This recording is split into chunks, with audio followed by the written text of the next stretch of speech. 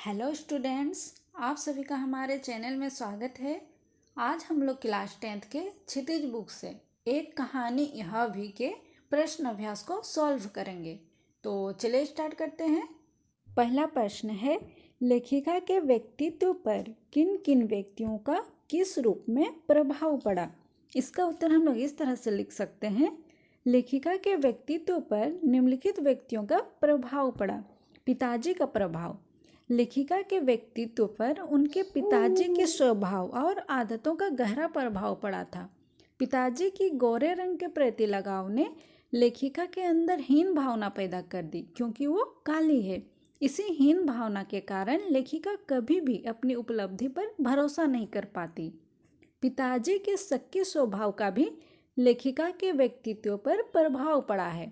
उसके अपने स्वभाव में भी शक की झलक दिखाई देती है। प्राध्यापिका शीला अग्रवाल का प्रभाव। जब लेखिका 10वीं पास कर फर्स्ट ईयर में आई, तब उसका परिचय हिंदी प्राध्यापिका शीला अग्रवाल से हुआ। उन्होंने लेखिका को बाकायदा साहित्य की दुनिया में प्रवेश कराया। साहित्य में रुचि उत्पन्न करने तथा लेखन की ओर प्रेरित करने में शीला अग्रवाल का योगदान था। लेखिका उनके साथ लंबी लंबी बहसें करती थी और काफ़ी कुछ समझने का प्रयास करती थी। शीला अग्रवाल ने लेखिका का साहित्यिक दायरा तो बढ़ाया ही, साथ ही देश की स्थितियों में सक्रिय भागीदारी करने को भी प्रेरित किया। अगला प्रश्न देखते हैं। प्रश्न है, इस आत्मकथ्य में लेखिका के पिता ने रसोई को भटियार खाना कहकर क्यों संबोधित किया है। इसका उत्तर देखते हैं। लेखिका के पिता ने रसोई को भटियार खाना कहकर इसलिए संबोधित किया है क्योंकि उनका कहना था कि रसोई के इस भटियार खाने में रहने से व्यक्ति की प्रतिभा और क्षमता भट्टी में चली जाती है, अर्थात नष्ट हो जाती है। वे इसे समय की बर्बादी मानते थे। तीसरा प्रश्न देखते हैं। वह कौन सी घटना थी जिसके बारे में सुनने पर लेखिका को न अपनी आंखों पर विश्वास हो पाया और न अपने कानों पर। इसका उत्तर हम लोग इस तरह लिख सकते हैं।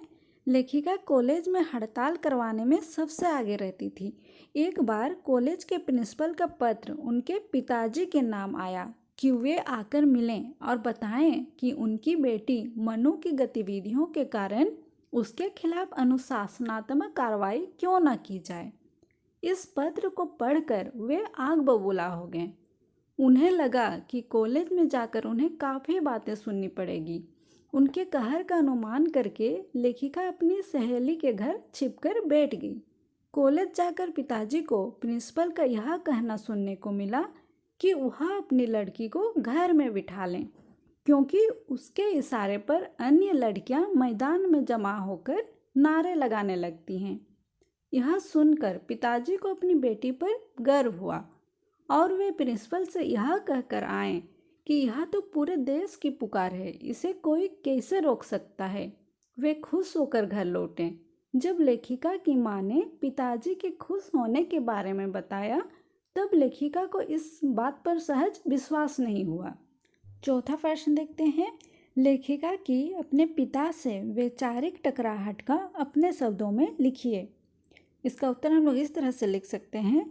लेखिका और उसके पिता के विचार आपस में टकराते थे। पिता लेखिका को देश समाज के प्रति जागरूक बनाना चाहते थे, किंतु उसे घर तक ही सीमित रखना चाहते थे। वे उसके मन में विद्रोह और जागरण के स्वर भरना चाहते थे, किंतु उसे सक्रिय नहीं होने देना चाहते थे। लेकिन लेखिका चाहती थी कि वह अपनी भावनाओं को प्रकट भी करे। वह देश की स्वतंत्रता में सक्रिय होकर भाग लेना चाहती थी। यहीं आकर दोनों की वैचारिक टक्कर होती थी।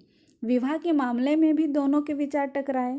पिता नहीं चाहते थे कि लेखिका अपनी मर्जी से राजेंद्र यादव से शादी करे, परंतु लेखिका ने उनकी परवाह किए बिना राजेंद्र यादव से शादी की।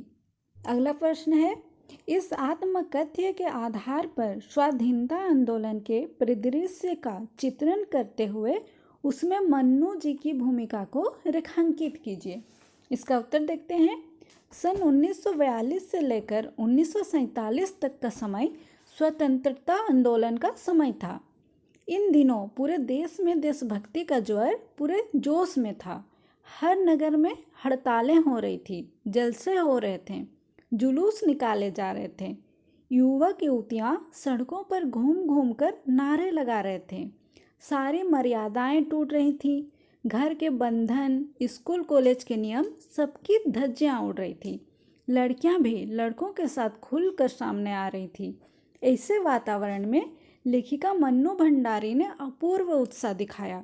उसने पिता की इच्छा के विरुद्ध सड़कों पर घूम घूम कर नारेबाजी की, भाषण दिए, हड़तालें की, जलसे जुलूस किए। उसके इशारे पर पूरा कॉलेज कक्षाएं छोड़कर आंदोलन में साथ हो लेता था। हम कह सकते हैं कि स्वतंत्रता आंदोलन में उनका भी सक्रिय योगदान था। अगला प्रश्न है, लेखिका ने बचपन में अपने भाइयों के साथ गिल्ली डंडा तथा पतंग उड़ाने जैसे खेल भी खेले, किंतु लड़की होने के कारण उनका दायरा घर की चार दीवारी तक सीमित था। क्या आज भी लड़कियों के लिए स्थितियाँ ऐसी ही हैं या बदल गई हैं? अपने परिवेश के आधार पर लिखिए। इसका उत्तर हम लोग इस तरह से लिख सकते हैं। लेखिका ने बचपन में अपने भाइयों के साथ गिल्ली डंडा तथा पतंग उड़ाने जैसे खेल खेले। उसने कांच पीसकर मांझा सूतने का काम भी किया, लेकिन उनकी गतिविधियों का दायरा घर की चार दीवारी तक सीमित रहता था। आज लड़कियों के लिए स्थितियों में बदलाव आया है और आ रहा है।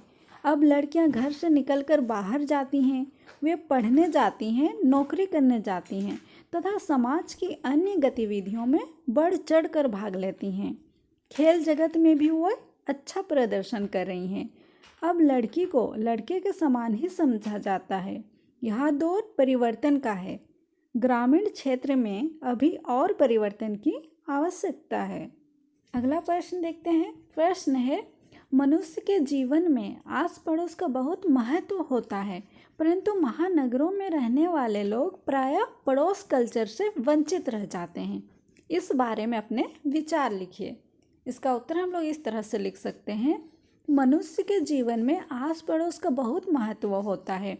बड़े शहरों में रहने वाले लोग प्रायः पड़ोस कल्चर से वंचित रह जाते हैं। उनके पास अपने पड़ोसियों से बात करने की भी फुर्सत नहीं होती। लोगों के पास समय का अभाव होते जा रहा है तथा सब अपने में सिमटे रहते हैं। उनके दुख दर्द में साथ देने वाला कोई भी नहीं होता। अगला प्रश्न देखते हैं।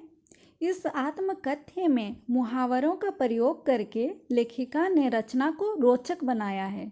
रेखांकित मुहावरों को ध्यान में रखकर कुछ और वाक्य बनाएं। पहला है, इस बीच पिताजी के एक निहायत दकियानूसी मित्र ने घर आकर अच्छी तरह पिताजी की लू उतारी। लू उतारने का अर्थ होता है चुगली करना। तो इसका हम लोग इस तरह से वाक्य बना सकते हैं। मोहित के जाते ही सोहन ने शिक्षक से अच्छी तरह उसकी लू उतारी। अगला है, वे तो आग लगाकर चले गए और पिताजी सारे दिन भभकते रहे। आग लगाने का अर्थ होता है झगड़ा कराना। तो इसका वाक्य हम लोग इस तरह बना सकते हैं। कुछ पड़ोसी ऐसे भी होते हैं जो घर में आग लगाने का काम करते हैं। अगला है, बस अब यही रह गया है कि लोग घर आकर थू थू करके चले जाएं। थू थू करना का अर्थ होता है पसंद ना करना। इसका वाक्य देखिए, राहुल ने अपने माता पिता को उनके हाल पर छोड़कर पड़ोसियों में अपनी थू थू करा ली। अगला है, पत्र पढ़ते ही पिताजी आग बबूला। आग बबूला का अर्थ होता है गुस्सा होना। इसका वाक्य है, मेरा अंक पत्र देखते ही पिताजी आग बबूला हो गए।